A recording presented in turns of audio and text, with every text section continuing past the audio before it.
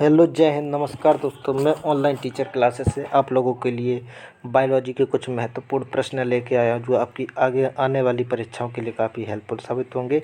तो आइए देखते हैं पहला प्रश्न की अगर हम लोग बात करें तो इसमें दिया है कार्बोहाइड्रेट कितने प्रकार के होते हैं।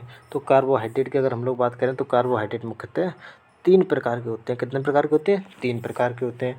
कौन कौन से होते हैं? तो अगर हम लोग कार्बोहाइड्रेट की बात करें तो कार्बोहाइड्रेट पहले ये देख लेते हैं कार्बोहाइड्रेट किससे किससे मिलकर बने होते हैं। तो कार्बोहाइड्रेट की अगर हम बात करें तो carbohydrate carbon plus hydrogen plus oxygen से मिलकर बने होते हैं। तो कार्बोहाइड्रेट इनमें कितने कितने कितने अनुपात में ये मिलकर बने होते हैं। तो अगर हम लोग 1:2:1 की बात इन्हें मिला दिया जाए तो इससे क्या बन जाएगा? कार्बोहाइड्रेट बन जाएगा।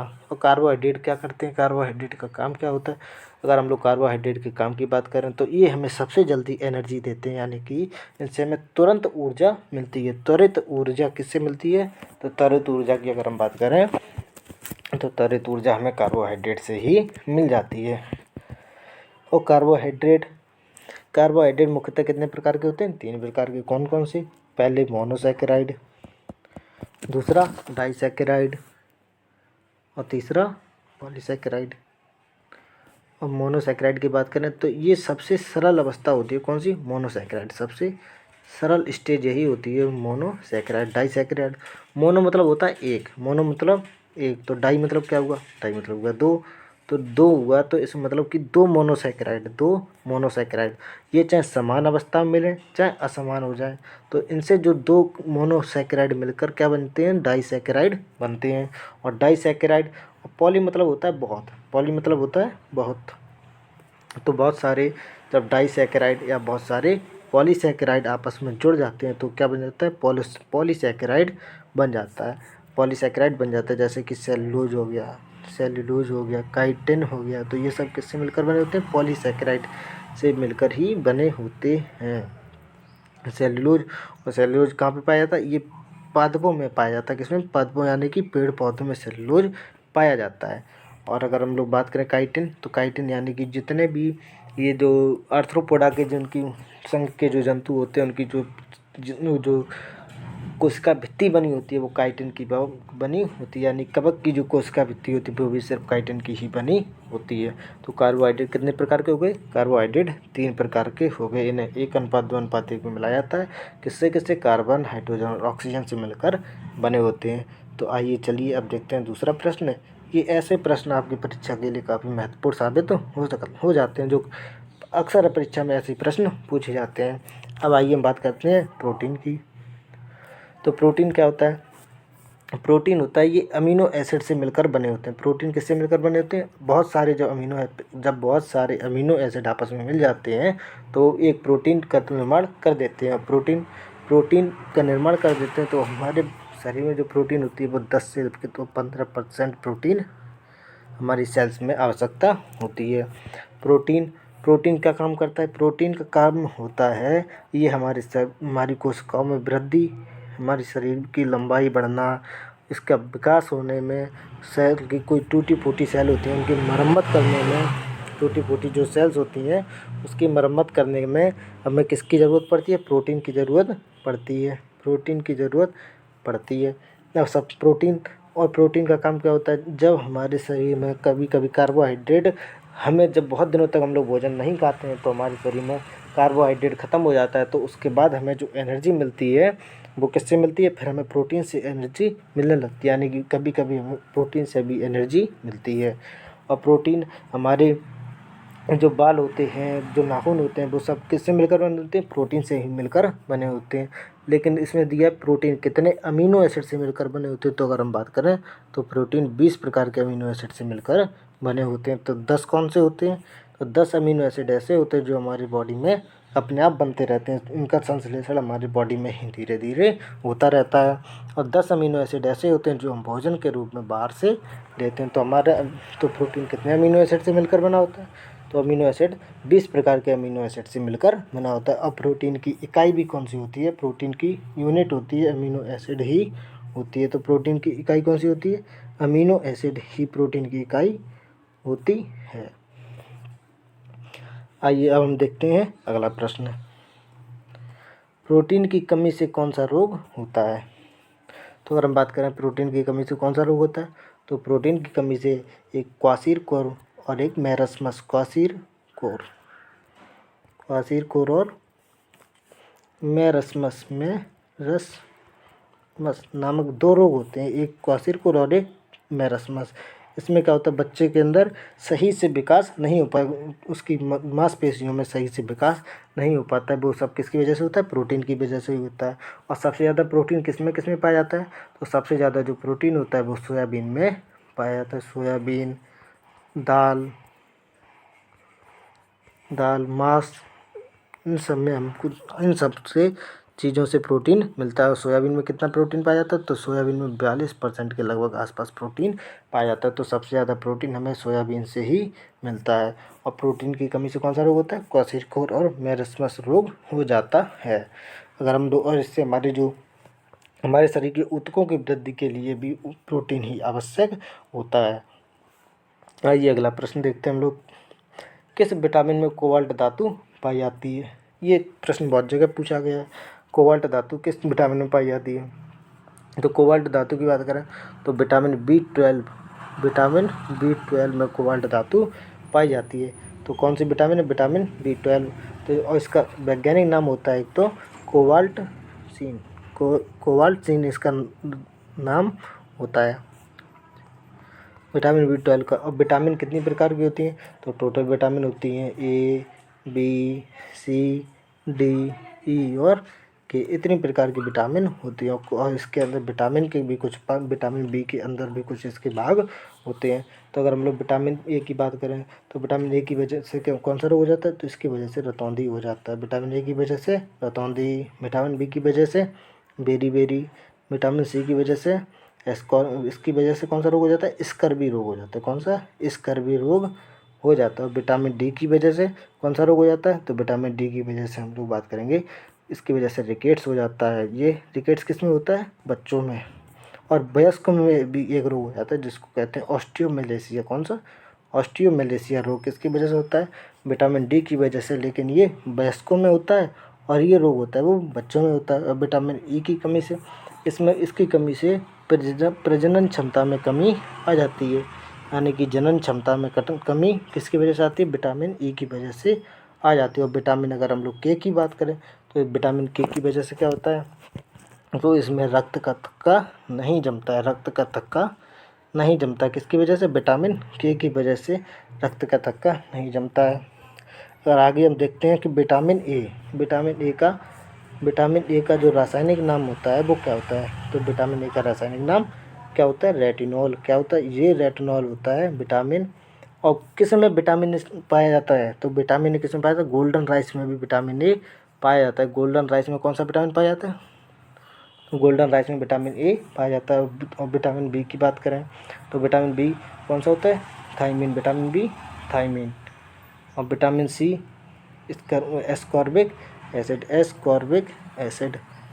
ये होता है विटामिन सी का रासायनिक नाम। विटामिन डी का कैल्सीफेरॉल। इसकी वजह से कौन सा रोग होता था? रिकेट्स या फिर ऑस्टियोमेलेसिया। इसकी वजह से स्कर्वी रोग होता था। उसकी वजह से बेरी। और इसके बाद अगर हम लोग बात करें तो विटामिन ई की वजह से, विटामिन ई का रासायनिक नाम क्या होता है? विटामिन ई का रासायनिक नाम होता है टेकोफेरॉल। और इसकी वजह से कौन सा रोग होता था?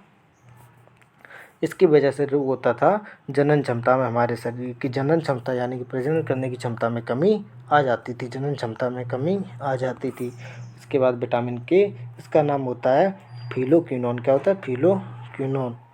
फिलोक्विनोन। और इसमें क्या होता है? इसकी वजह से हमारा जो रक्त यानी कि जो ब्लड होता है वो उसमें थक्का नहीं जमता। विटामिन के की वजह से थक्का नहीं जमता। ये आनुवंशिक रोग भी होता है। कौन सा? ये इसे बोला जाता है, ये आनुवंशिक रोग भी होता है। रानी विक्टोरिया के समय ये इसे रोग हो जाता है। इनके परिवार में ऐसा रोग होता था जिसमें कि रक्त का थक्का नहीं जमता था। इसे हम लोग शाही रोग भी कहते हैं। अब देखते हैं। और विटामिन, कौन सी विटामिन है जो पानी में घुल जाती हैं? तो ऐसी विटामिन है WBC से याद रखना। W से वाटर और BC से बी और सी विटामिन जो वाटर में घुलनशील होती हैं। उसके बाद KEDA, ऐसे आप कीड़ा से याद रख सकते हैं। तो ये विटामिन कौन सी है जो वसा में घुलनशील होती हैं, कौन सी विटामिन KE, DA। तो ये होगी सारी विटामिन की जानकारी एक ही बार में ख़त्म। अब हम लोग देखते हैं अगला प्रश्न, कुत्ते के काटने से कौन सा रोग होता है। आइए देखते हैं कुत्ते के काटने से कौन सा रोग होता है। तो कुत्ते के काटने से हाइड्रोफोबिया नामक एक रोग हो जाता है। हाइड्रोफोबिया नामक एक रोग हो जाता है। हाइड्रो की अगर हम बात करें, हाइड्रो मतलब होता है जल, हाइड्रो मतलब होता है जल, और फोबिया मतलब होता है डर लगना। तो इसमें हमें किससे डर लगता है, हाइड्रो मतलब जल और फोबिया मतलब होता है डर लगना। तो हमें किससे डर लगता है, तो इसमें हमें जल से डर लगता है, यानी पानी से डर लगने लगता है। और इसमें जो किसकी वजह से होता है हाइड्रोफोबिया, तो एक वायरस होता है रेबीज। कौन सा वायरस होता है, रेबीज वायरस। रेबीज वायरस की वजह से ही में हाइड्रोफोबिया नामक रोग हो जाता है। रेबीज किसकी वजह से होता है, कुत्ते के काटने की वजह से ही रेबीज। और रेबीज के टीके की जो खोज की थी वो एक साइंटिस्ट थे लुईस पास्चर। और इन्होंने किसकी खोज की थी, इन्होंने ही रेबीज के टीके की खोज की थी। और इन्होंने ही एक पाश्चुराइजेशन की खोज भी इन्होंने, जो दूध में पाश्चुरीकरण जो किया जाता है, दूध में जो पाश्चुरीकरण किया जाता है उसकी भी खोज भी, पाश्चुरीकरण जो किया जाता है उसकी खोज भी किसने की थी, लुईस पास्चर ने ही की थी। अब कैसे याद रखेंगे रेबीज की, तो इसकी ऐसे हम लोग याद रख सकते हैं, कुत्ता पालूं। तो पालूं से लुईस पास्चर और कुत्ते से रेबीज। तो इसकी वजह से हमें हाइड्रोफोबिया नामक रोग हो जाता है। और हाइड्रो मतलब होता है जल और फोबिया मतलब होता है डर लगना, यानी कि हमें पानी से डर लगने लगता है। और कुत्ते, और ये किसकी वजह से होता है, ये रेबीज नामक एक वायरस होता है। रेबीज क्या है, ये वायरस होता है ना कि बैक्टीरिया, ये वायरस की वजह से होने लगता है। और इसकी जो खोज की थी वो किसने की थी, लुईस पास्चर ने। और एक और जो इम्पोर्टेंट है जो पूछा जाता है कि चेचक के टीके की खोज किसने की, तो चेचक के टीके की खोज एडवर्ड जेनर ने की। किसने की, एडवर्ड जेनर ने किसकी खोज की थी, चेचक के टीके की खोज की थी। आइए देखते हैं अगला प्रश्न को क्या कहते हैं, केंद्रीय औषधि शोध संस्थान कहाँ पर स्थित है। तो केंद्रीय औषधि शोध संस्थान की हम लोग बात करें तो ये हमारे राजधानी लखनऊ में, ये उत्तर प्रदेश की राजधानी कहाँ है, लखनऊ में स्थित है केंद्रीय औषधि शोध संस्थान।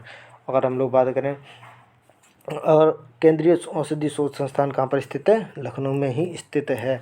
और एक और पूछा जाता है कौन सा कि चावल अनुसंधान केंद्र कहाँ पर स्थित है, तो ये कटक उड़ीसा में स्थित है। कहाँ पे, कटक उड़ीसा में। कटक कहाँ है, उड़ीसा में स्थित है। और एक और पूछा जाता है केंद्रीय चावल अनुसंधान संस्थान, तो ये क्या है, ये है मनीला फिलीपींस की राजधानी है, मनीला में स्थित है, मनीला फिलीपींस में स्थित है। तो ये केंद्रीय और चावल अनुसंधान संस्थान मनीला में, और जो चावल अनुसंधान संस्थान कटक उड़ीसा में, और केंद्रीय औषधि संस्थान कहाँ पे है, लखनऊ में ही स्थित है। देखते हैं अगला प्रश्न, एड्स का पता किस टेस्ट पर किया जाता है। तो एड्स की हम लोग बात करें, एड्स की कुछ जानकारी। एड्स दिवस कब मनाए जाते हैं, 1 दिसंबर को एड्स दिवस के रूप में मनाया। तो कैसे याद रखेंगे, 1 दिसंबर को हम लोग एड्स दिवस के रूप में मनाते हैं। इसके लिए जो टेस्ट किया जाता है वो कौन सा टेस्ट होता है, एलिसा टेस्ट किया जाता है। एलिसा टेस्ट किसके लिए किया जाता है, तो ये एड्स का पता लगाने के लिए एलिसा टेस्ट किया जाता है। एड्स की फुल फॉर्म क्या होती है, तो एक्वायर्ड इम्यूनो डिफिशियंसी सिंड्रोम, ये एड्स की फुल फॉर्म होती है। तो ये इसका पता। और एड्स में कौन सा वायरस होता है, एड्स किस वायरस की वजह से हो जाता है, HIV, यानी कि ह्यूमन इम्यूनो वायरस।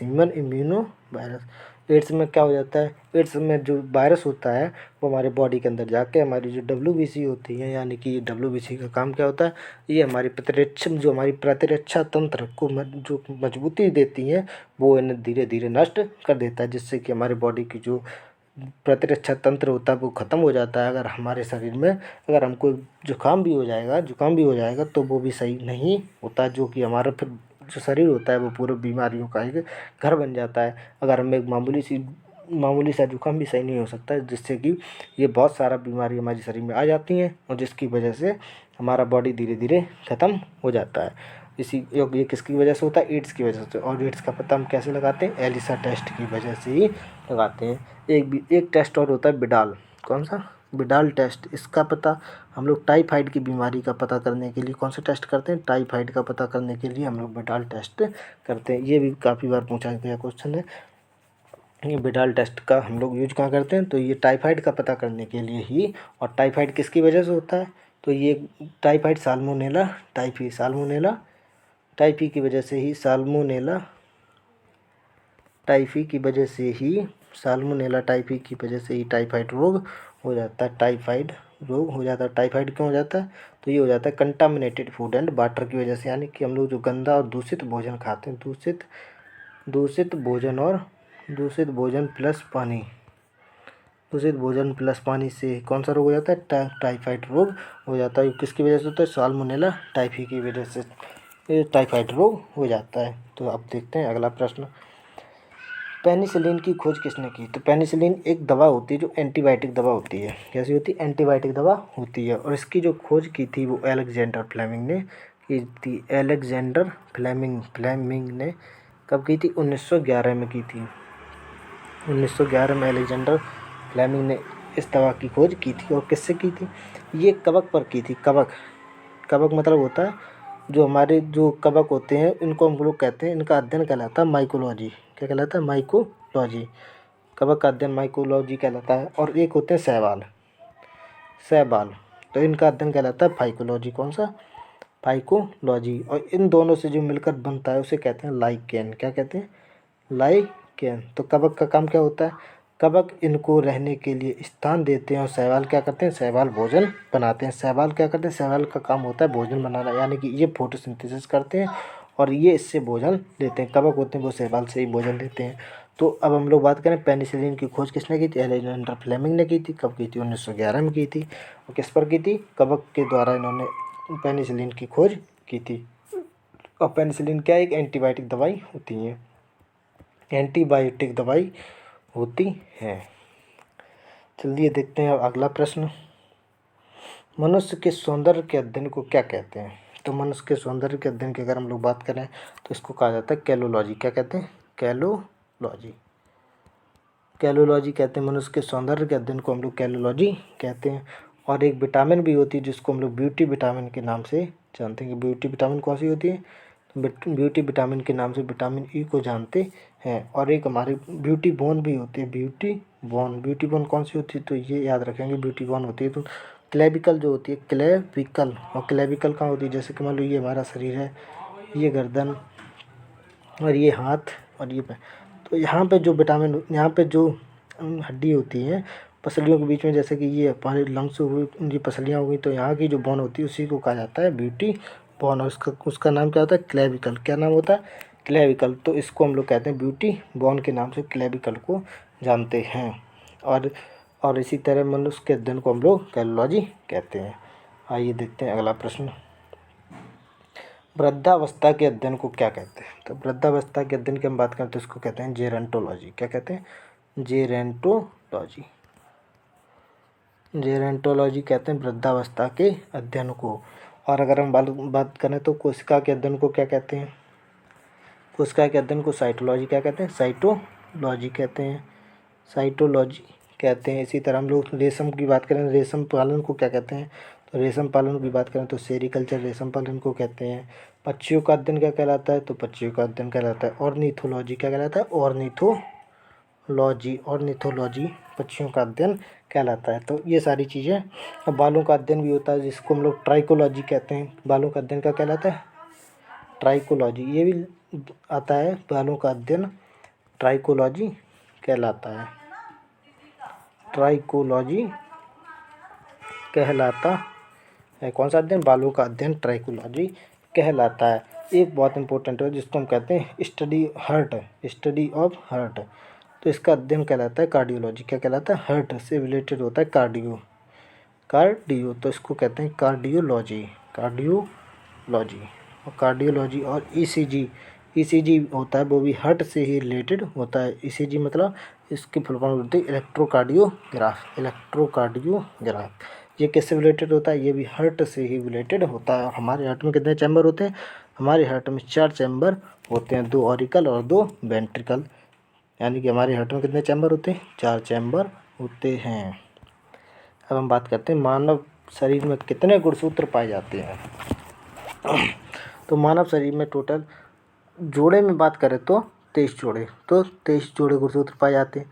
और वैसे हमारे शरीर में कितने गुणसूत्र पाए जाते हैं? हमारे शरीर में 46, मानव शरीर में 46 गुणसूत्र पाए जाते हैं, जो 22 मेल में 22 और 22, यानी कि इसमें 22 पेयर्स जो होते हैं वो सेम होते हैं। 22 पेयर्स महिलाओं और पुरुष में सेम होते हैं। बचा कितना? एक पेयर, यानी कि दो गुणसूत्र बचे जो अलग अलग होते हैं, यानी कि पुरुष में कौन से होंगे? तो एक्स और वाई ये होते हैं मेल में, और एक्स एक्स किस में होंगे? ये होते हैं फीमेल में। एक्स एक्स किस में होंगे? फीमेल में। यानी कि हमारे 22 पेयर तो सेम है, 22 पेयर ये मेल है और ये फीमेल है, तो 22 पेयर तो सेम है। बचा कौन सा? 23 22 पेयर हो गए, तो ये और बचा 23 पेयर, तो इसमें कौन सा होगा? एक्स वाई, और इसमें होगा एक्स एक्स, तो एक्स एक्स होगा। तो अब इधर देखते हैं हम लोग, देखो इधर इस तरह बताते हैं, मेल और फीमेल, तो इसमें हो गए 22 पेयर सेम, 22 + 1, और इधर भी 22 + 1, ये 22 पेयर तो मेल में और फीमेल में सेम होते हैं। बचा कौन सा? लास्ट का एक पेयर, यानी कि मेल में कौन सा होगा? तो एक्स और वाई, और फीमेल में होगा एक्स एक्स। तो देखो अगर एक्स एक्स मिलेंगे तो क्या होता है? लड़की। एक्स एक्स मिलेंगे तो लड़की। एक्स और वाई मिलेंगे तो क्या होता है? लड़का। तो जो लिंग का जो निर्धारण होता है, यानी कि बच्चा मेल बनेगा या फीमेल बनेगा, तो वो कौन निर्धारण करता है? वो पिता की तरफ से निर्धारण होता है कि लड़का मेल बनेगा या फीमेल बनेगा, इसका पता पिता की तरफ से लगाया जाता है। तो मानव शरीर में कितने जोड़े गुणसूत्र पाए जाते हैं? मानव शरीर में 23 जोड़े गुणसूत्र पाए जाते हैं। और आनुवंशिकी का पिता किसे कहा जाता है? तो ग्रेगर जॉन मेंडल। किसको? मेंडल को आनुवंशिकी का पिता कहा जाता है। इन्होंने किस पर प्रयोग किया था? तो इन्होंने मटर के पौधों पर प्रयोग किया था। इन्होंने कितने मटर के पौधों पर प्रयोग किया था? इन्होंने इनमें 7 जोड़ी लक्षण दिखाई थे, 7 जोड़ी लक्षण दिखाई थे, या 7 जोड़ी मतलब 14। इन्होंने 14 लक्षण दिखाए थे, किस पे? मटर के पौधे पर इन्होंने प्रयोग किया था। आनुवंशिकी का पिता भी ग्रेगर जॉन मेंडल को ही कहा जाता है। अब हम लोग बात करते हैं रक्त नापने वाला यंत्र का नाम क्या है। तो अगर हम लोग बात करते हैं रक्त दाब मापने वाले यंत्र का नाम क्या होता है, तो रक्त दाब को मापने वाले यंत्र का नाम होता है वो स्फिग्नोमैनोमीटर। स्फिग्नोमैनोमीटर। तो अगर हम लोग स्फिग्नोमैनोमीटर की बात करें तो इससे क्या क्या नापते हैं हम लोग? तो इससे नापते हैं रक्त दाब, यानी कि ब्लड प्रेशर, यानी कि बीपी, जिसे हम लोग शॉर्ट में कह देते हैं बीपी। तो ये हम किससे नापते हैं? तो स्फिग्नोमैनोमीटर से ही हम रक्त दाब को मापा जाता है। तो अगर हम बात करें 120/80 mmHg, तो 120 क्या है? अगर 120 mmHg से अगर ब्लड प्रेशर अगर ज़्यादा है तो उसको कहा जाता है हाई ब्लड प्रेशर। क्या कहा जाता है? High blood pressure. और अगर 80 mmHg से नीचे है या 80 mmHg है तो उसको बोला जाता है लो ब्लड प्रेशर। तो ये कौन सा हो गया? High blood pressure. 120 से ऊपर हो गया और 80 से भी नीचे हो जाए तो उसे कहा जाता है लो ब्लड प्रेशर कहा जाता है। और ये इसकी यूनिट होती है जो किससे नापते हैं? mmHg। तो ब्लड प्रेशर को हम लोग कितना होता है? 120/80 mmHg। और इसको किससे नापते हैं? तो ये हम नापते हैं स्फिग्नोमैनोमीटर की सहायता से नापा जाता है। हम लोग ब्लड की बात करते हैं तो ब्लड का अध्ययन क्या कहलाता है? तो ब्लड का अध्ययन हीमेटोलॉजी कहलाता है। तो यहाँ पर मैं लिख देता हूँ, ब्लड का अध्ययन हीमेटोलॉजी कहलाता है। ब्लड का अध्ययन हीमेटोलॉजी कहलाता है। ब्लड का अध्ययन। ब्लड में 12 से 16 ग्राम तक क्या पाया जाता है? हीमोग्लोबिन पाया जाता है। 12 से 16 ग्राम हीमोग्लोबिन पाया जाता है। कितने ब्लड में? तो 100 ml ब्लड में, 100 ml ब्लड में 12 से 16 ग्राम 12 से 16 ग्राम हीमोग्लोबिन पाया जाता है। हीमोग्लोबिन का काम क्या होता है? हीमोग्लोबिन की वजह से ही हमारे ब्लड का जो रंग होता है वो कैसा होता है? रेड होता है। और इसका ये काम होता है ऑक्सीजन को ले जाना, हमारी बॉडी की सारे सेल्स को ऑक्सीजन देना भी हीमोग्लोबिन का काम ही होता है। ये एक बार में ऑक्सीजन के कितने अणु ले जाता है? 4 ऑक्सीजन के 4 अणु एक बार में ले जाता है। एक हीमोग्लोबिन अपने साथ में ऑक्सीजन के कितने अणु ले जाता है? तो 4 अणु ले जाता है। और हमारे बॉडी में जो ब्लड होता है वो कितना होता है? अगर हम लोग मेल की बात करें तो मेल में जो ब्लड होता है वो 5 से 6 लीटर ब्लड होता है। और फीमेल की बात करें तो फीमेल में 4 से 5 लीटर ब्लड फीमेल में होता है। और हम लोग अगर बात करें कि ब्लड में हमारे बॉडी वेट का कितने परसेंट जो ब्लड होता है वो हमारे बॉडी वेट का कितना परसेंट होता है? तो 7% जो ब्लड होता है हमारे बॉडी वेट का 7% ब्लड हमारे शरीर में होता है। कितना होता है? 7% ब्लड हमारे जितना भी बॉडी वेट यानी कि जितना भी हमारा वजन होता है उसका 7% जो होता है वो उतना ही हमारे शरीर में ब्लड होता है। और ब्लड की अगर हम बात करें तो ब्लड में क्या क्या होता है? तो ब्लड में एक तो हमारा क्या होता है? प्लाज्मा। क्या होता है? प्लाज्मा। उसके बाद होते हैं और उसके बाद ब्लड प्लेटलेट्स यानी कि जो बहुत सारी WBC RBC ये सारी चीज़ें होती हैं। और ये प्लाज्मा होता है ये 55% होता है, बाकी सब ये 45% बाकी सारी चीज़ें होती हैं। तो ये रक्त नापने वाला यंत्र कौन सा हो गया? स्फिग्नोमेनोमीटर। आइए देखते हैं अगला प्रश्न। सबसे छोटी कोशिका कौन सी होती है? तो सबसे छोटी की बात करें तो ये होती है माइकोप्लाज्मा। कौन सी? माइकोप्लाज्मा। ये सबसे छोटी कोशिका होती है जो मतलब कि सारी हमारी बॉडी की बात नहीं, ये मतलब बॉडी सबसे बाहर मतलब सबसे छोटी कोशिका कौन सी होती है? तो ये होती है माइकोप्लाज्मा। और अगर हम लोग बात करें सबसे बड़ी कोशिका तो ये होती है शुतुरमुर्ग का अंडा। शुतुरमुर्ग का अंडा यानी इसे बोला जाता है ऑस्ट्रिच एग भी इसे कहा जाता है। और हम बात करें सबसे लंबी की तो लंबी होती है तंत्रिका तंत्र। कौन सी होती है? तंत्रिका तंत्र यानी कि नर्वस सिस्टम की जो सेल्स होती हैं, नर्वस सिस्टम की जो कोशिकाएं होती हैं वो सबसे लंबी कोशिकाएं होती हैं। और सबसे बड़ी कोशिका कौन सी होती है? तो ऑस्ट्रिच एग का अंडा बहुत बड़ा होता है और वो अंडा एक ही सेल्स से मिलकर बना होता है। ऐसा नहीं है कि उसमें बहुत सारी सेल्स होती हैं। वो अंडा कैसा होता है? यूनिसेलुलर होता है, मतलब एक कोशिकीय अंडा होता है। और सबसे छोटी होती है वो माइकोप्लाज्मा ही सबसे छोटी होती है। इसका साइज कितना? 0.02 से 0.2 तक होता है माइकोप्लाज्मा का जो साइज होता है। आइए देखते हैं अब अगला प्रश्न। ये सारे प्रश्न जो आपकी परीक्षा के लिए काफ़ी महत्वपूर्ण साबित होते हैं, मतलब ऐसे ही प्रश्न ज़्यादातर पेपरों में बायोलॉजी से देखे जाते हैं। अब देखते हैं कोशिका का अध्ययन। ये तो बहुत बार पूछा गया, कोशिका का अध्ययन किसे कहा जाता है?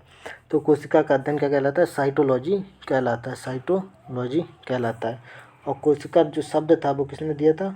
कोशिका शब्द का प्रयोग रॉबर्ट हुक ने किया था। कब किया था? 1665 में कोशिका का प्रयोग सर्वप्रथम रॉबर्ट हुक ने किया था।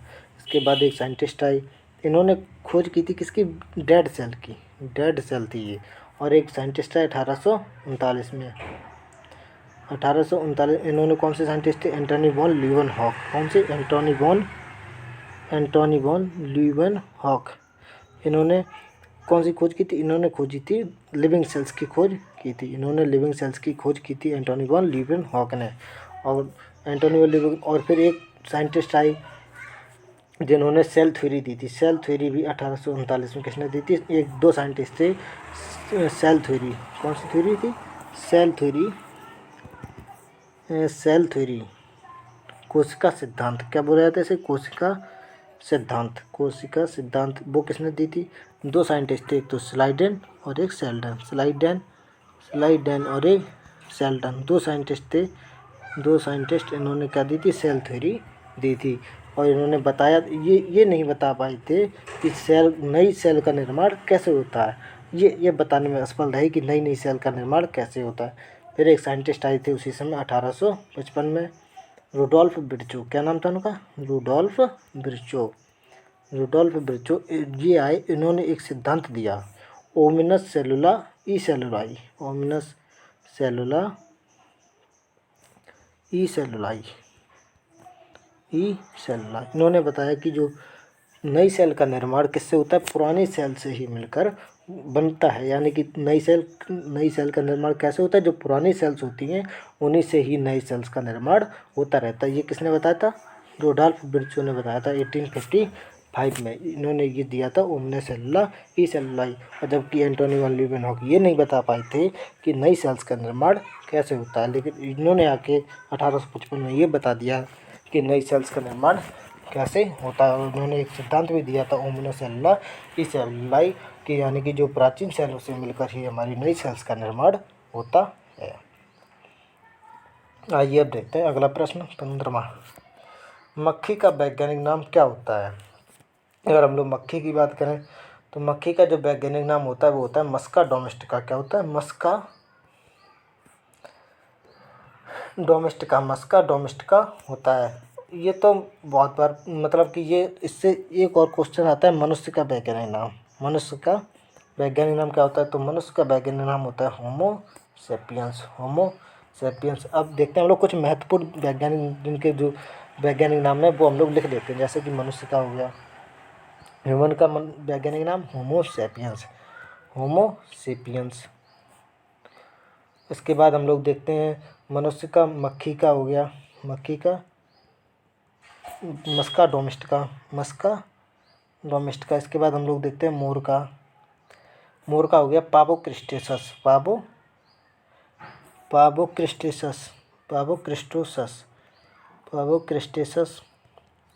इसके बाद हम लोग देखते हैं सरसों को बोला जाता है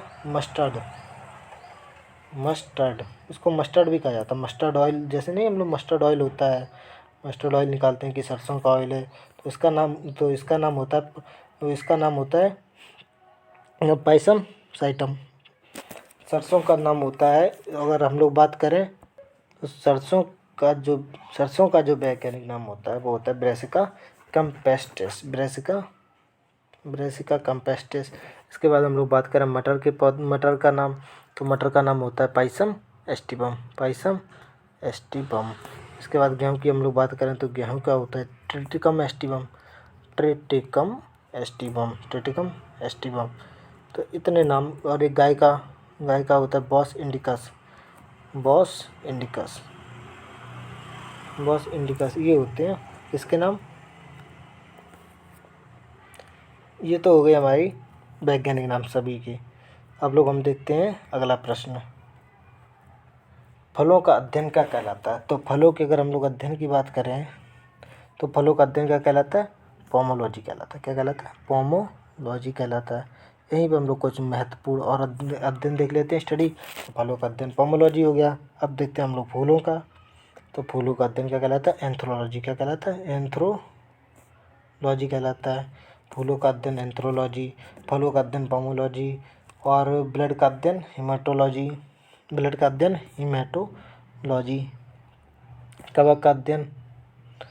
कवक का अध्ययन कहलाता है माइकोलॉजी।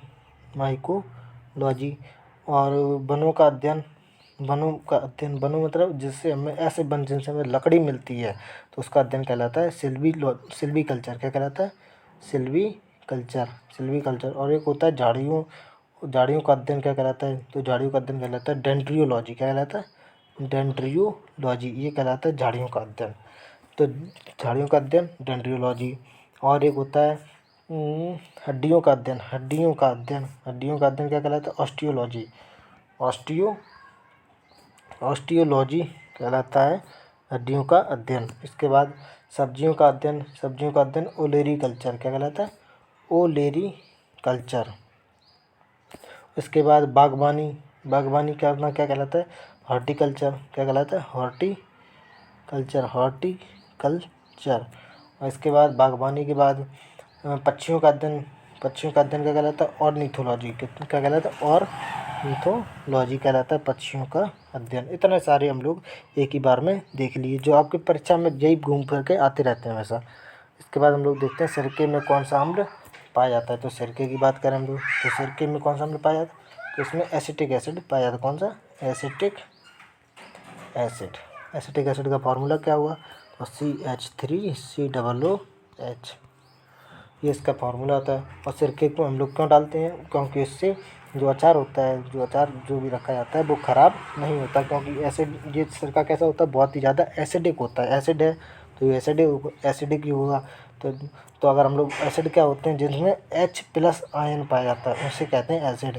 और एक होता है बेस, बेस मतलब होता है क्षार, जिसमें OH नेगेटिव आयन पाए जाते हैं। तो H+ आयन जैसे कि HCl, ये एसिड हो गया। NaOH, ये क्या हो गया, बेस हो गया। और इसका पता कैसे लगाते हैं, तो इसका पता एक साइंटिस्ट थे, इसका वो इनके साथ pH स्केल के द्वारा हम लोग इसका पता लगाते हैं कि अम्ल और क्षार का पता कैसे लगाया जाता है। अम्ल और क्षार का पता, अम्ल और क्षार, अम्ल और क्षार का पता कैसे लगाया जाता है, तो pH स्केल के द्वारा इसका पता लगाया जाता है। pH पैमाने की खोज किसने की थी, तो इसकी खोज सोरेनसन नामक एक साइंटिस्ट थे। सोरेनसन नामक साइंटिस्ट थे, उन्होंने pH स्केल की खोज की थी। इन्होंने बताया था कि जो 7 से ऊपर वाले हैं, 7 से लेके 14 तक, ये सब क्या होते हैं, क्षार होते हैं। ये सब क्या होते हैं, क्षार होते हैं। और जो 7 से लेके और कम होते हैं, 3 से लेके 7 तक होते हैं, ये सब क्या होते हैं, ये सब एसिड होते हैं। और जो 7 पे होता है वो कैसा होता है, न्यूट्रल होता है। कैसा होता है, न्यूट्रल, यानी कि उदासीन होता है। जैसे कि जल, जल कैसा होता है, ये होता है उदासीन, आसुत जल। स्वच्छ आसुत जल कैसा होता है, ये होता है उदासीन। और जो क्षार होते हैं वो कैसे होते हैं, जिनका वो हल्के तीखे, हल्के मतलब नमकीन टाइप के ये होते हैं। और अम्ल कैसे होते हैं, ये चखने में खट्टे होते हैं। तो ये था अम्ल और क्षार का अंतर। अब देखते हैं हम लोग अगला प्रश्न, 5 किंगडम क्लासिफिकेशन। अगर हम लोग बात करें 5 किंगडम क्लासिफिकेशन की, तो एक साइंटिस्ट थे R.H. विटेकर। इन्होंने एक 1969 में इन्होंने ये 5 किंगडम क्लासिफिकेशन दिया था। किसने दिया था, R.H. विटेकर ने। इन्होंने बताया था कि 5 तरह के जो जीवों को हम लोग रख सकते हैं। कौन कौन से थे, मोनेरा में रख सकते हैं कुछ जीवों को।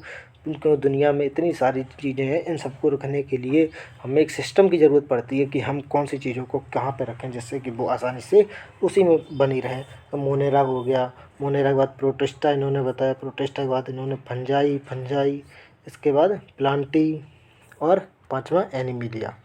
तो मोनेरा में इन्होंने किसको रखा, ये बैक्टीरिया वगैरह, आर्की बैक्टीरिया, साइनो बैक्टीरिया, इन सबको इन्होंने किस में रखा, मोनेरा में। और प्रोटिस्टा में किसको रखा इन्होंने, ऐसे जीवों को इन्होंने प्रोटिस्टा में रखा जो कैसे थे, यूनिसेलुलर और यूकैरियोटिक, यानी कि इनमें कैसे थे, यूनिसेलुलर मतलब एक सिंगल सेल के थे, और यूकैरियोटिक मतलब कि इनमें ट्रू टाइप का न्यूक्लियस था, मतलब कि इसमें न्यूक्लियस में केंद्रक पाया जाता था। इन सबको इन्होंने किस में रखा, प्रोटिस्टा में रखा। यूनिसेलुलर यूकैरियोटिक कौन थे, प्रोटिस्टा थे। ये जलीय जीव होते हैं प्रोटिस्टा। अगर हम लोग बात करें फंजाई मतलब होता है कवक, तो इन कवक को किस में रखा, फंजाई में। और इसके बाद हम लोग प्लांटी मतलब कि पेड़ पौधे को इन्होंने सारे जितने भी दुनिया के पेड़ पौधे थे इन्होंने उनको प्लांट में रख दिया। और इसके बाद एनिमिलिया की बात करें तो इसमें जितने भी जीव जंतु थे उन सबको किसमें रख दिया, एनिमिलिया किंगडम में रख दिया। तो इन्होंने 5 किंगडम क्लासिफिकेशन किसने दिया था, R.H. विटेकर ने। तो एक सबसे पहले आया था 2 किंगडम क्लासिफिकेशन। कौन सा आया था, 2 किंगडम क्लासिफिकेशन, जो दिया था कैरोलस लीनियस ने। 2 किंगडम क्लासिफिकेशन। 3 किंगडम थे अर्स्ट हैकल, एक साइंटिस्ट थे अर्स्ट हैकल। उसके बाद 4 किंगडम क्लासिफिकेशन दिया था कोपलैंड ने। और 5 किंगडम क्लासिफिकेशन दिया था R.H. विटेकर ने।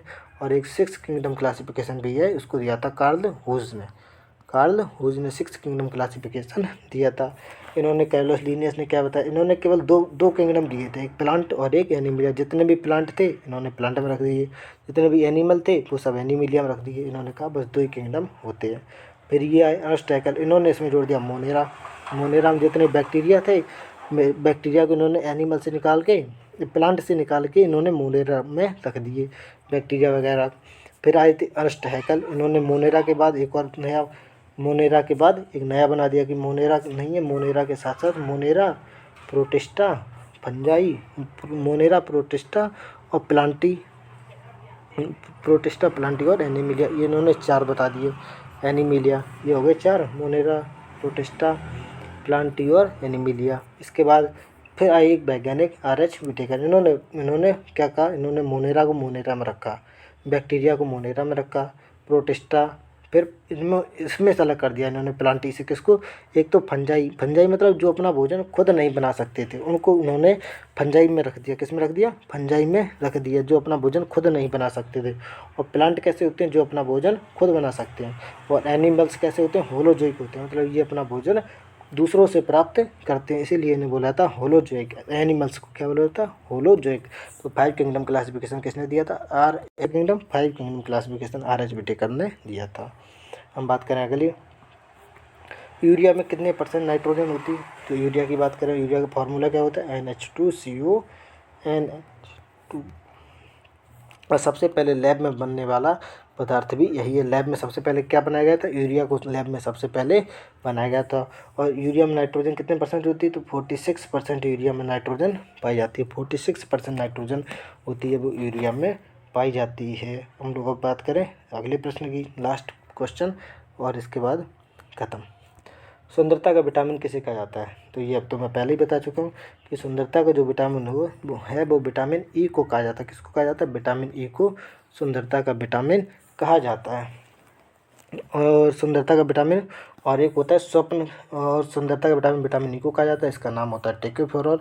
इसका नाम क्या होता है, टेकोफेरॉल। और ये किस में घुलनशील होता है, ये वसा में घुलनशील विटामिन होता है। और इसके साथ साथ वसा में घुलनशील कौन कौन से होते हैं, A, D, E, K, ये वसा में घुलनशील। और WBC से याद रखना, W फॉर वाटर, और BC मतलब कि ये बी और सी किस में घुलनशील होते हैं, वाटर में घुलनशील होते हैं, वाटर में घुलनशील होते हैं। तो ये रहे आज के 20 महत्वपूर्ण प्रश्न जो आपकी परीक्षा के लिए काफ़ी हेल्पफुल साबित होंगे। और ये आने वाली परीक्षा में ऐसे ही घूम फिर के ये सारे प्रश्न आते रहते हैं। अब धीरे धीरे मैं आप लोगों को और प्रश्न लाऊंगा अगली वीडियो में।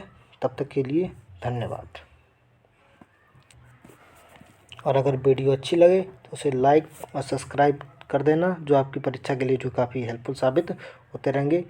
और अब की बार जो वीडियो आएगी वो भी बायो से या फिर साइंस से ही रिलेटेड कोई अच्छे टॉपिक से वीडियो लेके आएंगे।